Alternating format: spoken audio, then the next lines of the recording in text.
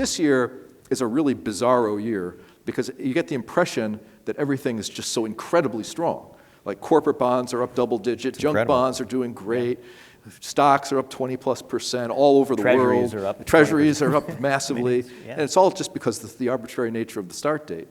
You know, if you use the start date of October 3rd of 2018, or you use January 26th of 2018, not a lot has happened. Not a lot has happened. I mean, the global stock market is down from January 26th of 2018. The New York Stock Exchange Composite is down from January 26th of 2018. And we're at minor new highs above October 3rd. But if you actually look at junk bond returns for 18 months, they're pretty bad. And the lower tiers of junk bonds, the triple Cs, are doing the worst of the entire bond market, which is really strange on a year-to-date basis. Because usually when stocks are up 25%, you would expect triple Cs to outperform every other class. But they're not.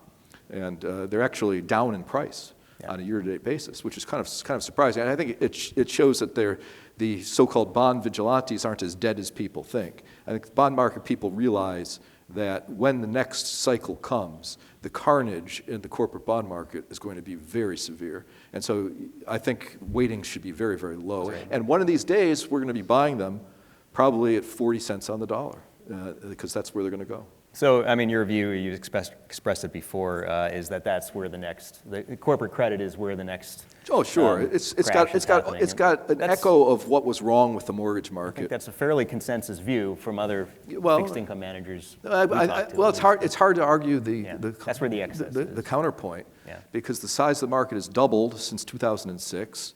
The ratings are terrible. The covenants are non-existent. And there's a study that was done by Morgan Stanley about a year ago now that suggested that if they used leverage ratio more primarily at the rating agencies, and I think you should, because leverage ratio means a lot to creditworthiness of a corporation, that about a third of the investment grade corporate bond market should be rated junk right now. Right now. And pretty clearly, when the rating of the corporate bond goes from triple B to single B, the price doesn't go up.